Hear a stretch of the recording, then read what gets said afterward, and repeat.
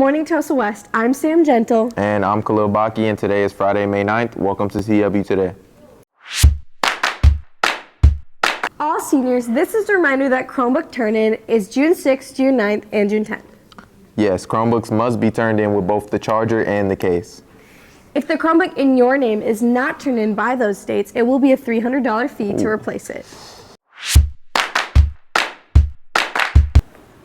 Spinning into the end of the school year, there are lots happening. Yes, one of which is Senior Ball, which is going to be hosted at the Milwaukee County Zoo, and the theme is Aloha, which means hello and goodbye in Hawaiian.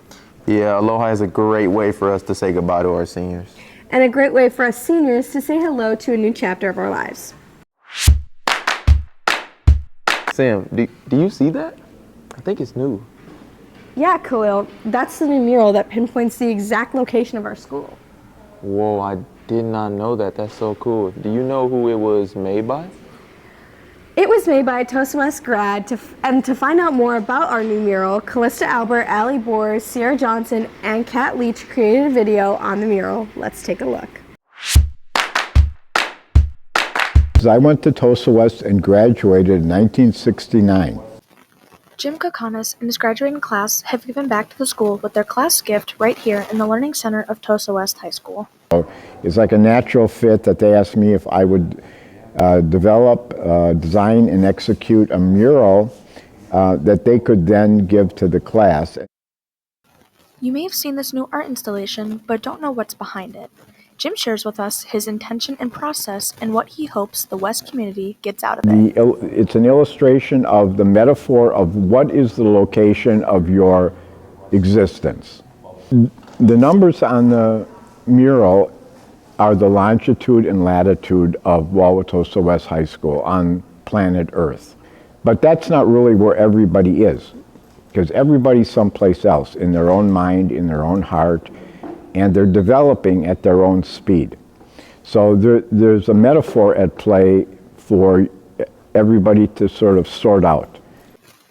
Beyond the meaning, murals are also exceptional technical and artistic endeavors.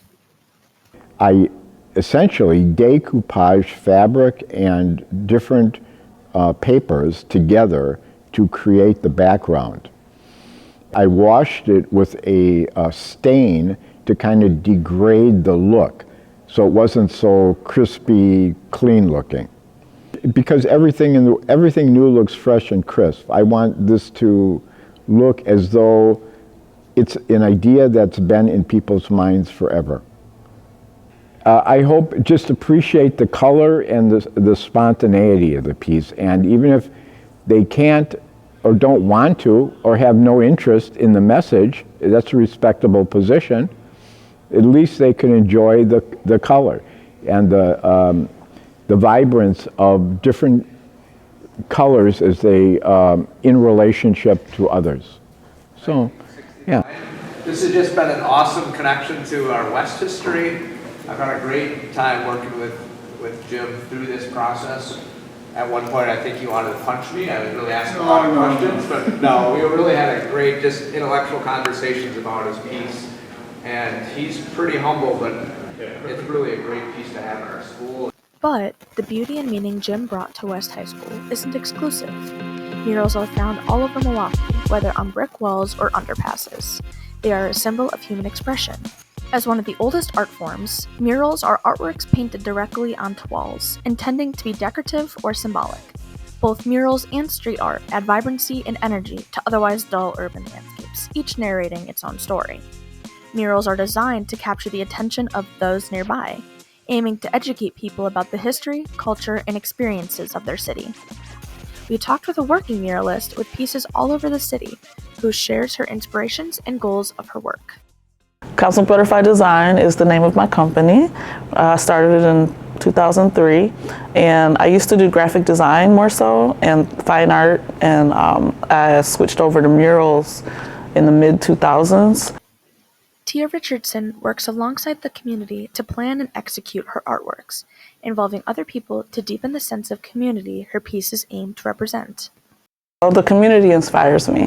When I talk to people and get outside of my own expectations of what I think people are going to be interested in, or how they might talk about certain issues and how open they might be, and also how open they might be to something better, to being able to step outside of that. Oh, you know, things are really difficult, but how can I make it better? There's some ideas, and hearing those really helps me feel like we can get there as a society to where we want to go, because so many people are willing to talk about things in a constructive way.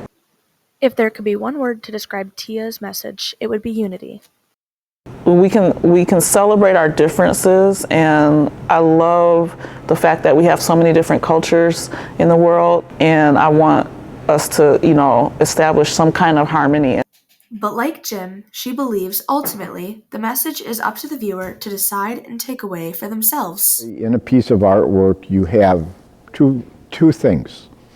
You have meaning and you have beauty. Those two things have to exist sympathetically in a piece of artwork. We're told, you know, so much by society on what things should be and how to think, and as artists, we have a lot of power getting to define our own art. So I want people to know that they have the same power that I do as an artist to be creative. And as those things come together and they echo in your mind or in your imagination, and they resonate there, and you appreciate it and you hold on to it, and it passes down from year to year. So many people are making choices for what they feel is important, and it's open to anybody to interpret. I think we have a lot we can heal and work on together, and I think we can.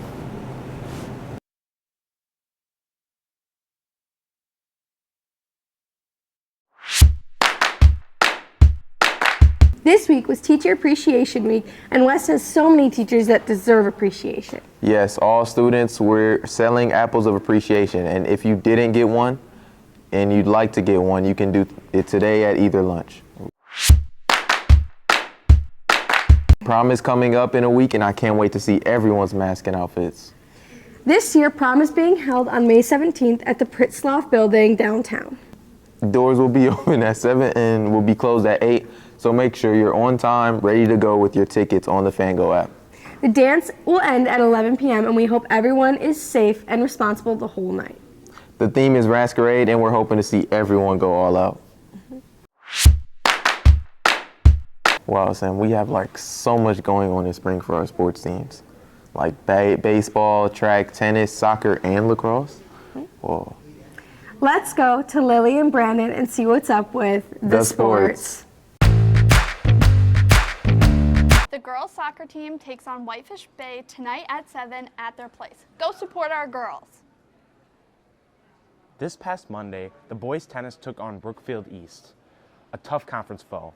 The boys lost 6-1, with only one win coming by singles one, sophomore Leo Hanlon. The boys beat TOSA East 7-0 on Tuesday. That clean sweep is exactly what the boys needed to bounce back from the loss the day before. The girls' sophomore team faced off against Brookfield Central at home. It wasn't a great outing, taking a 14-0 loss. The girls opened up the scoring at the game against DSHA yesterday, putting up a great 9 runs. Sadly, it was not enough as the final score was 25-9. The girls are at Franklin today after school at 4:30. Let's go, girls. Today to cover the boys' baseball team is Johnny, Zai, Christian, and Tory. So 9-9. Come on, Johnny. 9-9, show up there. So 9-9. Come on, Johnny. 9-9, show up there. Yeah! It's definitely rough. This is we've had a rough start to the season, a rough first half, but I haven't lost hope. You know, I'm still confident every game that we can come out on top. Our goal is to increase morale and to really start enjoying the season, as well as come out with a few more wins than we have now. We're really good at picking each other up. You know, like if people get down, there's always going to be someone who's there to pick them up, even when we're having as rough to a start of the season as we are. I'm feeling like we have some promise and we have some talent that can grow and win some games in the future here, but we're trying people at all different positions. We're trying to find a lineup that works, and we're we're doing our best to instill a mentality of just going up there, having fun, and hitting.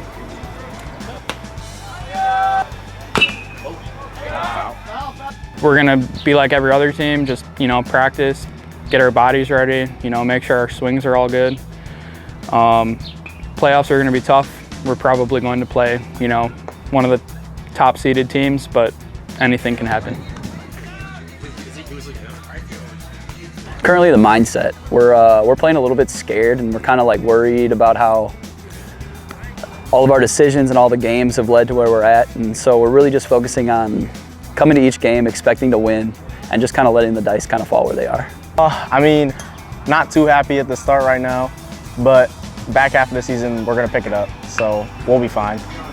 Right now, I just think we need a little bit of chemistry between the team.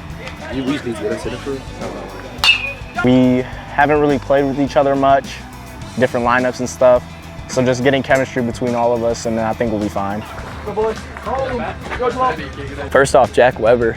Jack Weber has exceeded expectations beyond all belief this year.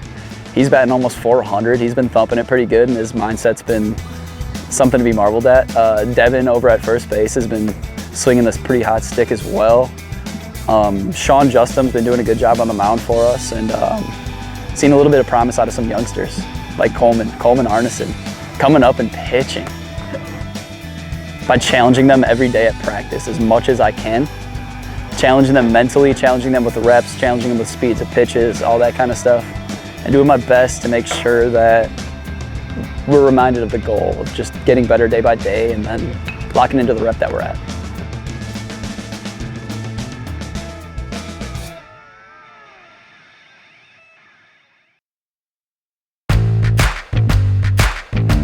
Thanks for that great video. The boys lacrosse team took on Brookfield Wednesday night for senior night.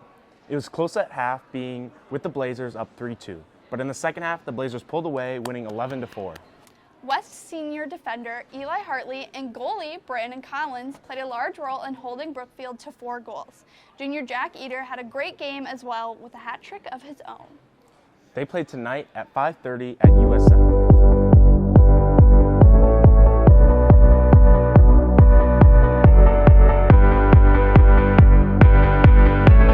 Who am I here with? Christian Collins. What school do you go to? Wauwatosa West. If you could travel anywhere, where would it be? Somalia. Who am I here with? Karma. Okay, what school do you go to? South Milwaukee. And if you could go anywhere in the world, where would it be? I think I would go to Bora Bora. Who am I here with? LJ. Neve. Rory. And what school do you guys go to? Wauwatosa West. TOSA West. TOSA West. If you could travel anywhere, where would it be? Dubai and Bora Bora. Greece. Spain. Who am I here with? DJ. Jason. What school do you guys go to? MAS. Okay, and then if you could go anywhere in the world, where would you go? Volcan del Temoro. Probably the Strip. Who am I here with? Janice. Sophia. What school do you guys go to? Shorewood High School. And if you could go anywhere in the world, where would you go? Probably Greece. Yeah, I would go to Greece too. Who am I here with? Kevin Johnathan. What school do you go to? TOSA West. If you could travel anywhere, where would it be? Probably Dubai. Who am I here with? Terry Cunningham. What school do you go to? Wauwatosa West. And if you could travel anywhere, where would it be? LA.